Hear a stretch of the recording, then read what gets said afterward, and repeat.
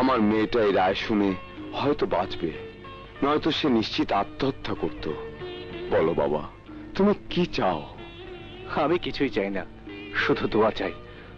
তাছাড়া এক ভাই তার বোনের জন্য সামান্য কিছু করতে পেরে নিজেকে ধন্য মনে করছে। ভাইয়া, আজ তুমি যা দেখালে বাবা, এ তো সবেমাত্র শুরু। দোয়া করবেন যেন সৎ পথে থেকে সততার সাথে কাজ করতে পারি। আসি। এই যে মিস্টার সিনিয়র অ্যাডভোকেট, রায় ঘোষণা শেষ না হতে চলে এলেন। আজ পর্যন্ত এই আদালতে আমার বিরুদ্ধে কোন আইনজীবী লড়তে সাহস পাইনি। আদালতে লড়াই করবে কি করে? আপনার একমাত্র পুত্রকে গুন্ডা বানিয়েছেন। কেউ আদালতে লড়াই করতে আসতে চাইলে পথে সেই গুন্ডা দিয়ে বাধা দেওয়া হয়। যেমন করে আজকে মামলার বাদী পক্ষে উকিলকে আসতে দেওয়া হয়নি। তবে আমি কি করে এলাম, কি আমার পরিচয় জানতে চাইলেন না মিস্টার সাদেক আলী খান? কে তুই? Don't say তুই, Mr. Khan. As a lawyer, you should learn how to behave with the honorable barrister. Remember, my name is Barrister Mamun Rashid Mamun. Mamun? কোন মামুন?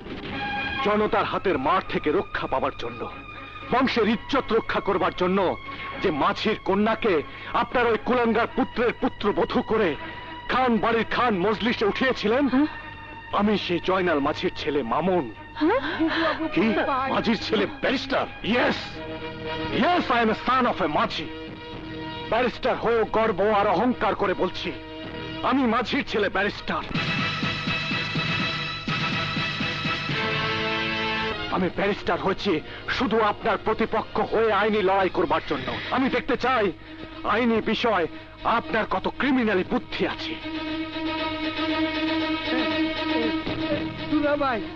দুলাভাই ছেলেতে নয় যেন বিচ্ছু, যে কোনো মুহূর্তে আল বসিয়ে দিতে পারে, আমাদেরকে সাবধান। চাচা, আজ রিনা ধর্ষণ মামলার আমি বাদীপক্ষের আইনজীবী হয়ে সুন্দর একটি নাটক সাজিয়ে ওই নাদের খানের মুখ থেকে স্বীকারোক্তিমূলক জবানবন্দি নিয়ে 7 বছরের সশ্রম কারাদণ্ডের রায় করিয়েছি। মামুন, তাতে কষ্টের কিছু নেই।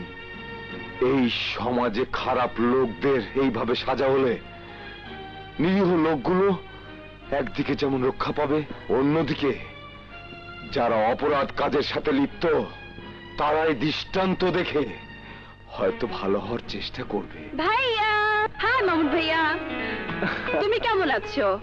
কেমন ছিলে? কখন আসলে? আরে বাবা, ভালো আছি, ভালো ছিলাম, আসছি এই মাত্র। তারপর বল, তুই কেমন আছিস? আমি ভালো আছি। জানো ভাইয়া, এবার আমি ইন্টারমিডিয়েট পরীক্ষায় ফার্স্ট ডিভিশন পেয়েছি। ভেরি গুড, আমি সব জানি। চাচা, বল বাবা। পারুল কিন্তু বেশ বড় হয়েছে, ওকে এবার বিয়ে দিতে হবে।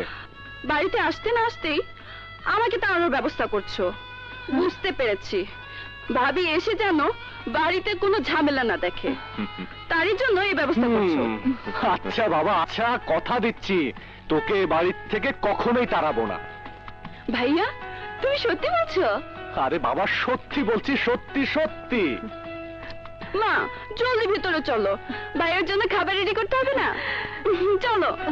আনন্দে সব ভুলেই গিয়েছিল। চলো। চল মা, চলো। চাচা, খুশি বুবু কেমন আছে? খুব সুখে আছে।